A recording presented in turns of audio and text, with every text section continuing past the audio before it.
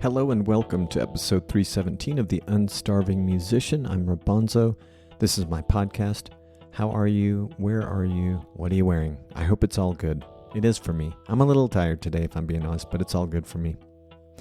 Yes, episode 317.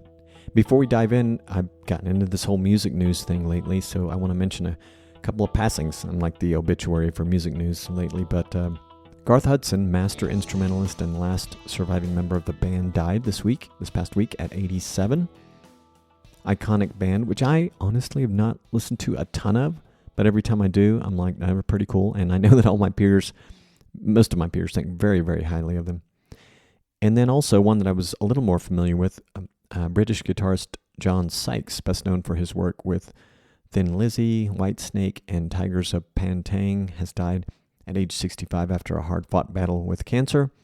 John Sykes, by the way, he also fronted a hard rock group, Blue Murder, and released several solo albums. But yes, best to their families, and thanks for your contributions, guys. I'm going to talk to you today about touring insights from the latest Liner Notes Insider edition. And before we dive into it, this whole thing of tour planning and management, I want to be transparent about something. I recently launched Liner Notes Insider Edition as a paid tier of the newsletter. Why? Simply put, to help sustain the podcast. The base cost for producing the Unstarving Musician, things like hosting, editing software, and essential tools, exceed $1,200 a year. And that's just the financial side. As a one-person operation, I invest significant time creating both the podcast and Liner Notes content. Liner Notes Insider subscribers get exclusive content like what we're discussing today, plus practical resources like tour budget templates, tech writers, and venue contact databases. But more importantly, they're directly supporting the continuation of this podcast. Well, I shouldn't say more importantly, because the most important thing is that you're getting a lot of value out of it. And I do believe in providing value, which is why today's episode will share key insights from the latest Insider edition on tour planning. However, subscribers get the full detailed guide, templates, and ongoing resources that we won't fully cover in today's episode. Okay, now let's talk about strategic tour planning. This is extremely valuable for independent musicians because touring is expensive.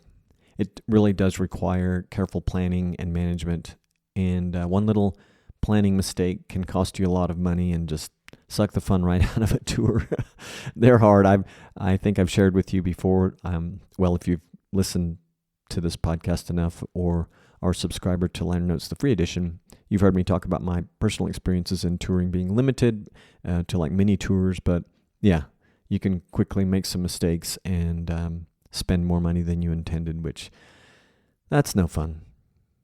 So today's topics were, by the way, also partially discussed in episode 306, Mastering the Art of Touring for Independent Musicians, and I'll put a link in the show notes for that. Let's talk first about strategic venue selection. As I said, planning a tour requires some careful thought. It's not just about booking random venues and hitting the road. And yes, for my mini tour experience and conversations with seasoned performers, I've learned that successful touring really does require thoughtful strategy. Here's what I've discovered about making smart venue choices and building an effective route. You want to start with high-paying anchor venues such as theaters, ticketed venues, the ones that are going to require longer advance booking.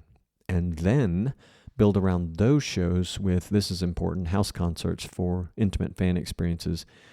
And if you are not familiar with house concerts or have never done one, I do have resources for that as well that I will include in the show notes. I didn't realize that I don't have those ready right now, but I will put a link in the show notes for that.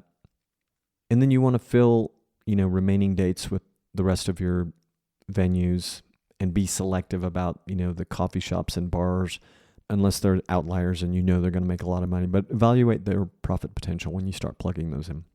Market research and timing. It is important that you study local event calendars to avoid competing events. Consider scheduling shows to capture post event foot traffic. So I have a great life example of this, just watching a venue. There's a great venue in San Jose, California, which I encourage you to check out. It's called Poorhouse Bistro. And they were located very near what was then called the SAP Center, or the Shark Tank, where the San Jose Sharks hockey team, NHL hockey team, played. But there were a lot of concerts there. And on nights of concerts, the venue would schedule things capturing lots of pre-event foot traffic and probably post. But they would have live music early before the concerts. People could come, hang out, grab a bite to eat, something to drink, and listen to some great live music, and then head off to the concert. And I think that in some cases they were open, maybe most cases open after those shows too, so they could catch the post-event traffic. And it's very helpful to research venue-specific peak times and seasons.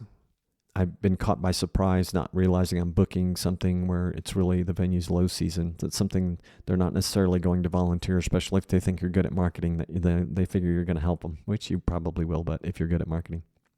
And then if you have the data, target markets where streaming and social media data show strong fan presence for you and your band. Next, let's talk about local partnerships. Examples are booking local opening acts who align with your style and offer to have them open for you in their hometown. Connect with local media and music bloggers to let them know and have them share the fact that you're in town. And then consider collaborating with local businesses for cross-promotion. As I was prepping this episode, I was thinking of an opportunity I could pursue here for a gig I have coming up in March.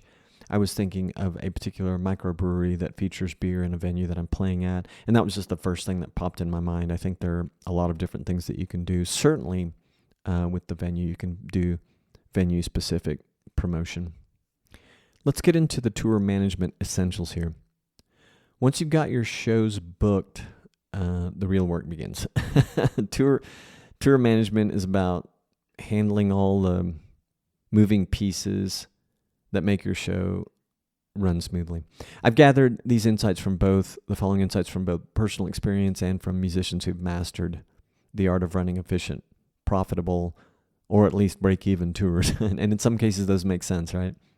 So let's dive into the essential aspects of managing your tour effectively. Advanced planning, obviously.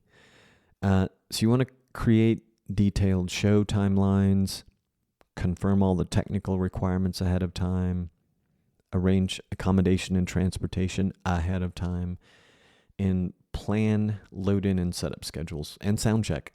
Plan that stuff carefully. So this is all very tactical, I realize, but things that you want to make sure you're thinking about, especially if it's your first time touring.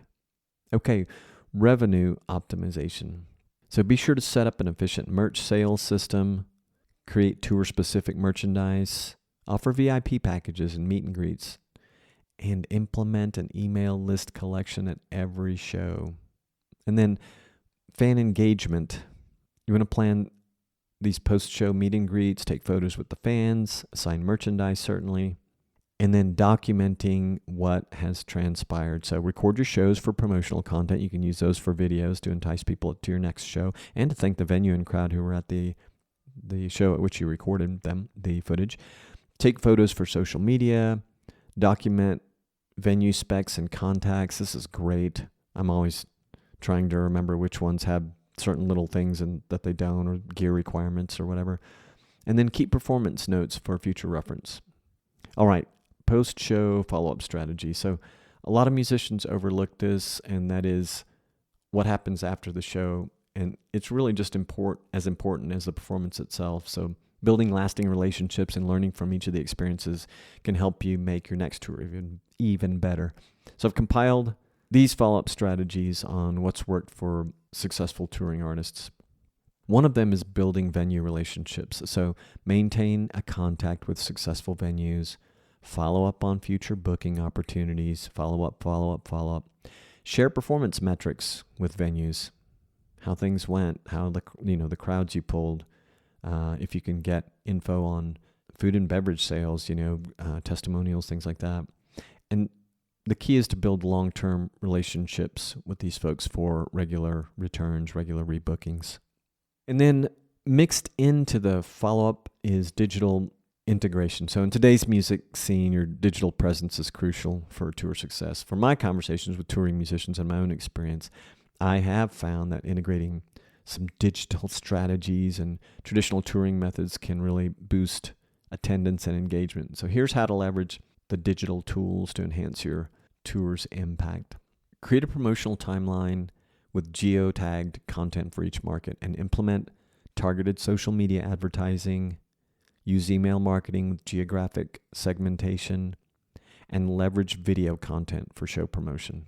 And with regards to online ticket sales, set up pre-sale discount structures, create scarcity with limited time offers, use tracking links to monitor sales sources, and implement remarketing or retargeting strategies for these campaigns. And be sure to create content from your show recordings that you can leverage for video show promotion, and plan with a content calendar and social media schedule. I've got templates for all this stuff. Some of it has been featured in the podcast episodes, but like I said, all these things that you're maybe thinking of, like, how do I create one of those? Or that sounds like a lot of work. I have templates for a lot of these, and I'm really interested in hearing from subscribers and listeners what kind of things would help you in terms of templates and guides.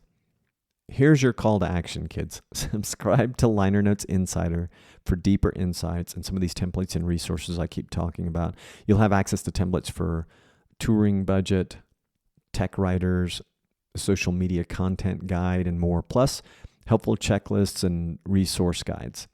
You can do that at unstarvingmusician.com. Right there on the homepage, you can sign up for Liner Notes Insider, and you can also just try it for free by signing up for the free version of Liner Notes, which is just Liner Notes.